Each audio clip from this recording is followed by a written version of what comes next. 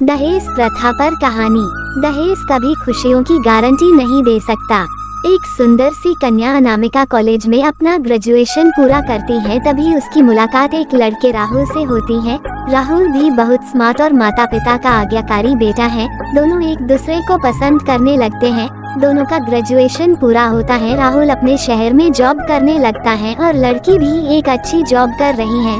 दोनों ने निर्णय लिया कि अब माता पिता से शादी की बात करने का वक्त आ गया है, लेकिन परेशानी यह है कि दोनों की कास्ट अलग अलग है। अनामिका ब्राह्मण है और राहुल राजपूत।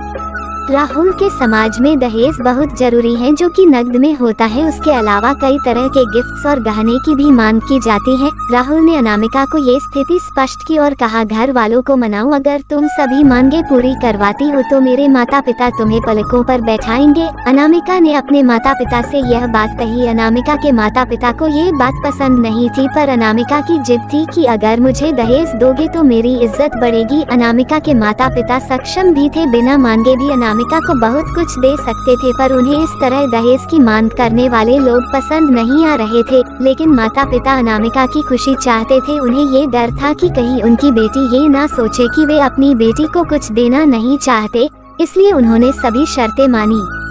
शादी में राहुल को कार, फ्लैट, फर्नीचर के साथ 50 लाख नकद दिए गए। साथ ही अनामिका को गहने भी दिए गए और सभी रिश्तेदारों को गिफ्ट्स और कपड़े भी दिए। शादी बहुत धूमधाम से की गई, कोई कमी नहीं छोड़ी गई।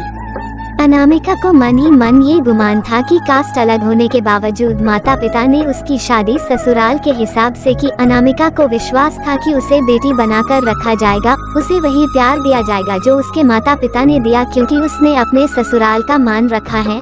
अनामिका ने अपने घर से ससुराल विदा ली। ब्राह्मण कन्या राजपूत घर की बहू बनी। ससुराल में बहुत ज्यादा पर्दा प्रथा थी।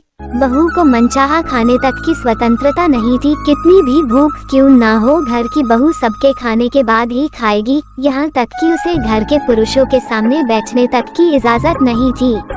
अनामिका ने इस बात पर इतराज दिखाया, पर उसकी किसी ने ना सुनी। राहुल ने भी यह बोलकर मुंह फेर लिया कि यह तो परंपरा है। अनामिका को जो गुमान था वो धरा के धरा रह गया।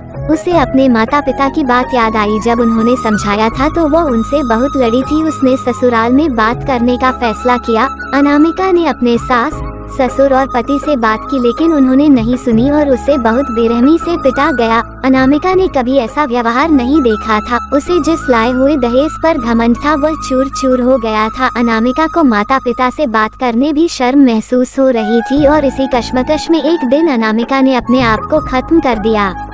माता पिता को जब ये पता चला तो उन्हें अपनी गलती का एहसास हुआ कि वक्त रहते समझा होता तो बेटी साथ होती। जो लोग दहेज पर बेटे की शादी करते हैं उनकी सोच हर तरह से छोटी होती है। जो बेटे को नीलाम कर सकते हैं वो किसी और की बेटी को कैसे अपनी बेटी बना सकते थे।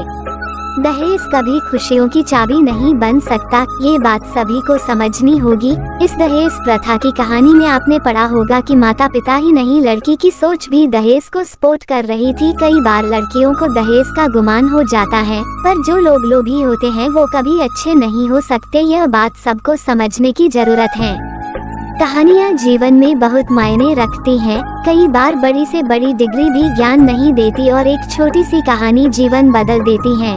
कहानी पसंद आए तो लाइक, शेयर और सब्सक्राइब करें।